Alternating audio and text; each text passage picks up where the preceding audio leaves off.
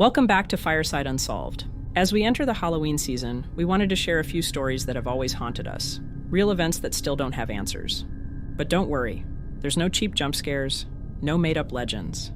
These are the scariest stories that can't be easily explained, and may just happen to be true.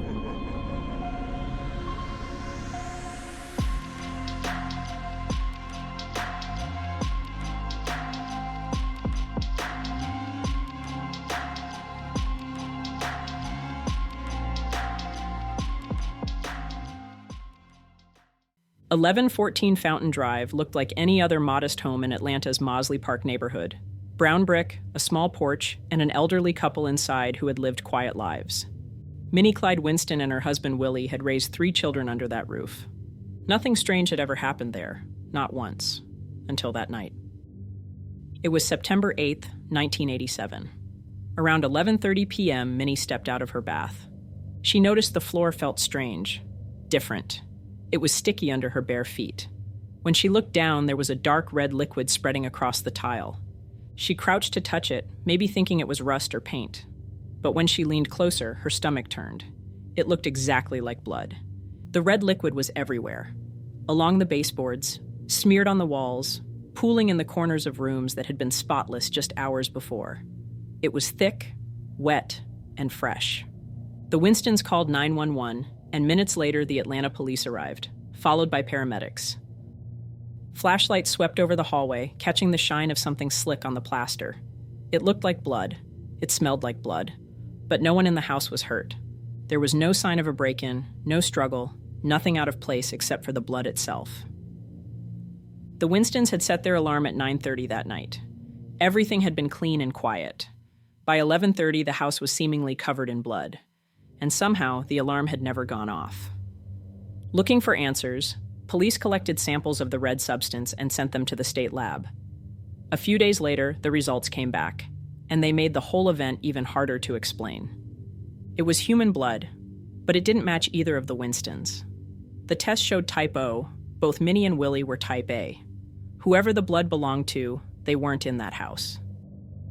With no victim, no sign of forced entry, and no clear crime, the investigation stalled almost as soon as it began. Still, theories started to circulate. The first, and easiest to believe, was that it was all a hoax. Maybe someone close to the couple had done it, someone with a key. Police looked toward one of the Winstons' daughters who worked at a hospital and might have had access to donated blood. The story went that she'd staged the whole thing to make her parents look confused or unwell, maybe to have them declared incompetent. But there was never any proof. No motive that held up. Then came another theory, that Willie himself had done it. He was on dialysis, and someone suggested he stored blood and splashed it around for reasons only he knew. But the blood type didn't match his, and the idea didn't make sense to anyone who knew him. So that left the last possibility, the one nobody wanted to say out loud. Maybe the house had done it on its own. Some people whispered that it was haunted, that the blood had come from something unseen, something that lived beneath the floors. Others said the house was trying to speak, but no one ever figured out what it was trying to say. The police eventually closed the case. No charges, no suspects, no answers.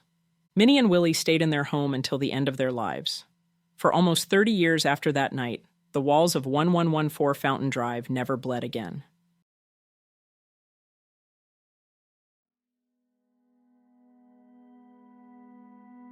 It started on a calm spring morning, April 18, 1924, at Engine Company 107 in Chicago. The city was just waking up, the streets still cool and quiet. Inside the firehouse, the men went about their usual routine, checking hoses, wiping down equipment. Frank Levy was cleaning the front windows when he suddenly stopped. One of the other firefighters noticed the color drain from his face. They asked him what was wrong. Frank looked down at the rag in his hand and said, almost to himself, "I don't know. I just got this feeling. Like it's my last day on Earth. I think I'm going to die today." That night, a call came in. A fire at Curran Hall on Blue Island Avenue. 2 crews went out. Frank was leading one of them. The fire was bad. By the time they got there, flames were tearing through the building, and the smoke was so thick it turned the night into fog. Minutes later, there was an explosion. The structure collapsed, trapping 12 men inside. Only 4 made it out. Frank wasn't one of them. The next morning, the men who'd survived went back to the firehouse. Nobody said much. They just cleaned. It was something to do, something to take their mind off of the tragedy. One of them noticed a handprint on the window Frank had been washing the day before. Clear as day. Fingers spread, palm pressed flat against the glass. They tried to wipe it off, but it wouldn't disappear. Soap didn't touch it. Neither did ammonia or acid or anything else they tried. The handprint wouldn't fade. It wasn't a smudge on the glass. It had become part of it. Some people said later that it matched Frank's fingerprints exactly. The handprint stayed there for almost 20 years. Rain, wind, snow. It didn't matter. It was still there, until one day in the 1940s, when a paperboy accidentally threw a paper through the window and broke it. But even now, the story hasn't faded.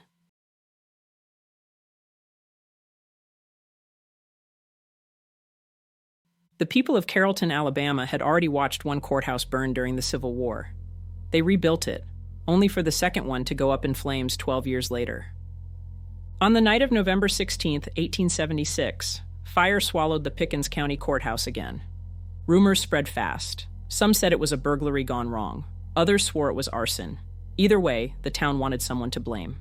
Their anger found Henry Wells, a black man, a former slave, known for having a temper and carrying a straight razor. In a place like Alabama in 1878, that was all it took. The evidence against him was thin, mostly gossip and assumption, but it didn't matter. He was charged with arson, burglary, carrying a concealed weapon, and assault with intent to murder. The sheriff locked him up inside the new courthouse, still fresh with the smell of cut wood and wet paint. By night, the word was out. A crowd gathered outside, drunk, restless, hungry for blood. The sheriff, realizing what was coming, moved Wells to an upstairs cell and told him to stay quiet. But as the shouts grew louder, he couldn't. Wells stepped up to the window and yelled down into the rain, his voice raw with fear and defiance. "I'm innocent. If you kill me, I'm going to haunt you for the rest of your lives." A flash of lightning lit the sky, and for an instant his face glowed in the glass. Moments later, the mob broke through the doors. They dragged him out into the street, and even as he kept shouting that he hadn't done it, they hanged him right there in the storm. The next morning, one of the men who'd been in that mob walked past the courthouse. When he looked up at the cell window, he stopped cold. There, in the glass, was Henry Wells's face, the same face the lightning had revealed the night before. Eyes wide, mouth open, caught forever mid-shout. He called others to see it, and one by one they came, remembering what Wells had said the night before. "If you kill me, I'm going to haunt you for the rest of your lives." They tried everything to wipe it away, but nothing worked. Decades passed, seasons and storms came and went. One hailstorm shattered every single window in the courthouse, except that one. To this day, Henry Wells still looks out from that pane of glass, staring down over the town that refused to believe him.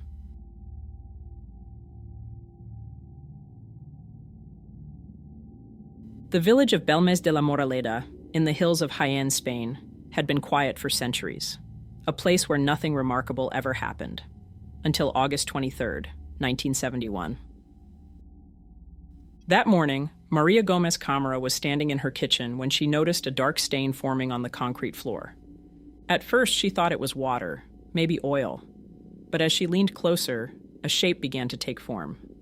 Eyes, a mouth, the outline of a face. It wasn't vague, it wasn't abstract.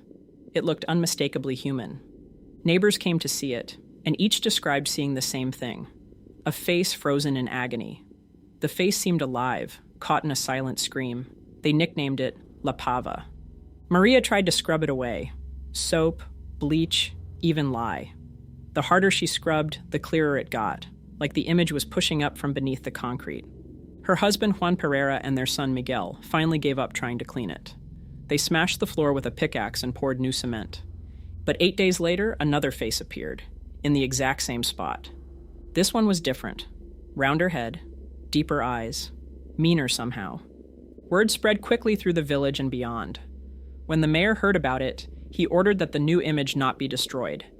Instead, a section of the floor was cut out and sent to officials for testing. From that moment, the home stopped being just another farmhouse. It became La Casa de las Caras, the House of the Faces. Reporters, priests, Scientists and skeptics all stood on the same worn tiles, staring down at the faces that kept forming from the concrete. Within weeks, the kitchen floor became a gallery of human expressions. Men, women, old, young, some clear, others fading as new ones formed. They seemed to appear overnight, full and detailed one day, blurred or completely gone the next. The villagers called them teleplasts, images formed by psychic energy. A report commissioned by the Spanish Ministry of the Interior found traces of artificial pigmentation in some of the faces, and infrared photography allegedly revealed faint marks consistent with brush bristles, suggesting someone might have painted them using oxidizing chemicals that reacted with the lime and the cement. It seemed like a logical explanation, until the mayor's excavation of the kitchen revealed something much darker. Beneath the concrete lay fragments of human bones. The house, it turned out, had been built over a medieval cemetery. For more than 30 years, the faces came and went. Maria Gomez Camara lived in that house until her death in 2004, claiming the images had never been of her making. After she passed, new faces appeared, but these were quickly exposed as fakes, the work of her son and a local psychic hoping to profit from the legend.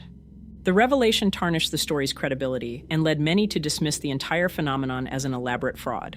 Still, even decades later, no one has managed to reproduce what happened in that kitchen exactly as it was first seen. The faces rising from solid concrete and then fading like breath on glass. Whatever happened beneath the floor of La Casa de las Caras, it remains one of Spain's most persistent mysteries. A haunting caught not in mirrors or shadows, but in stone itself.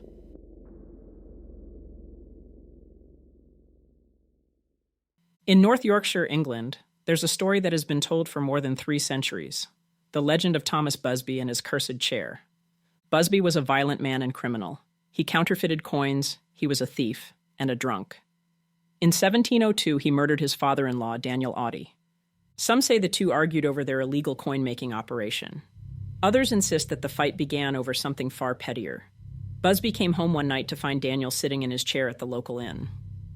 Following the murder, Busby was arrested, tried, and sentenced to hang, just across the road from the tavern his chair sat, the same place that would one day bear his name, the Busby Stoop Inn. On the day of his execution, Busby was granted a final request, and he requested one last drink in that same chair. He sat there for the final time, finished his drink, and as the guards led him to the noose, he turned and cursed the chair behind him. It sounded like the bitter words of a doomed man, but over the next 2 centuries, the chair began to make good on the curse. Following Busby's death, the chair remained in the pub, mostly avoided, but every so often someone would test the story. In 1894, a chimney sweep sat in it while drinking after work, and he was found dead the next morning. During World War II, the Busby Stoop Inn became a favorite spot for Canadian airmen stationed at the nearby Skipton-on-Swale base. Locals claimed the ones who dared to sit in the chair never came back from their bombing runs. But the deaths didn't stop with the war. In the decades that followed, the chair's reputation only got darker. In the 1960s, 2 RAF pilots reportedly took turns sitting in it during a round of drinks. Both were killed in a car crash later that same day. A few years later, a builder accepted a dare to sit in the chair during his lunch break. That afternoon, he fell to his death from a roof. Even when the landlord of the building, Tony Earnshaw, decided the legend had gone too far and banished the chair to the basement of the inn, tragedy followed. A delivery driver, unaware of its history, sat briefly on it to rest while he unloaded his truck. Moments after leaving the pub, he was killed in a crash on the nearby road. By 1978, Earnshaw had seen enough. Convinced the chair was cursed, he donated it to the Thirsk Museum in North Yorkshire. On one condition: no one can ever sit in it again. Today, the chair of death still hangs there, suspended 6 feet above the floor, roped off and out of reach. Visitors can look, but never touch, and absolutely never sit.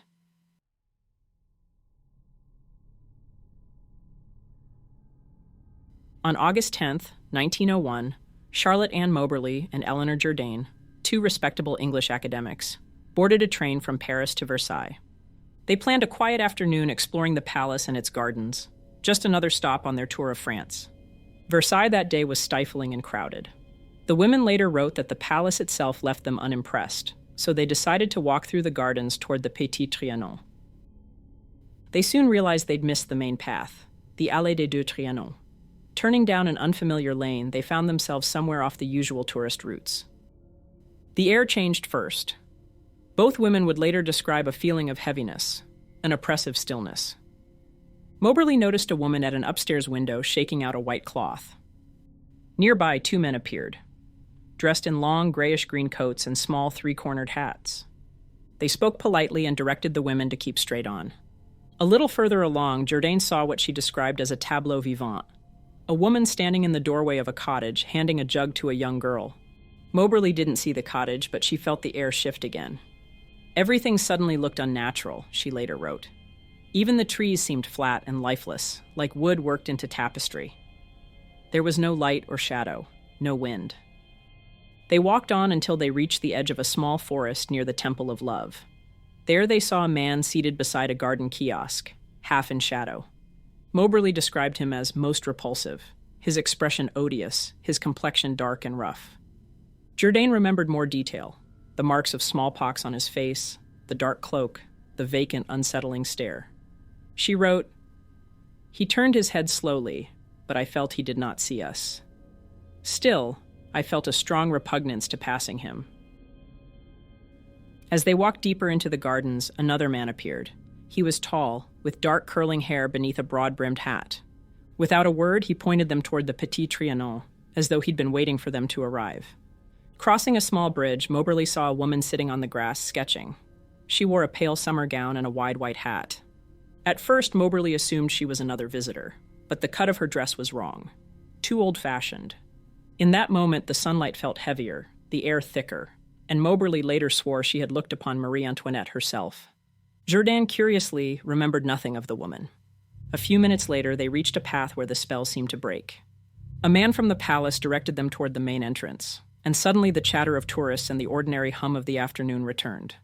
They walked back to the Hôtel de Réservoir for tea, both uneasy but saying little.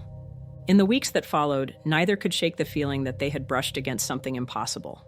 Over the next 10 years, they buried themselves in research, comparing notes and maps of the Versailles grounds from the late 18th century. What they found startled them. The bridge they'd crossed, the garden kiosk, the paths they'd described, all had existed in 1789, but none were there in 1901. In 1911, under the pseudonyms Elizabeth Morrison and Francis Lamont, they published An Adventure, their joint account of that August afternoon. Their conclusion was that they had somehow crossed a fold in time, seeing Versailles as it had stood on the eve of the French Revolution. Skeptics, both then and now, have pointed out inconsistencies between their early notes and the later book, suggesting that fatigue, confusion, or even an unseen costume party might explain what they saw. Over a century later, the Moberly-Jourdain incident still resists easy explanation. Thank you for joining us for another episode of Fireside Unsolved. If you haven't already, please like and subscribe to help the channel grow. Until next time, take it easy and be easy, you filthy bastards.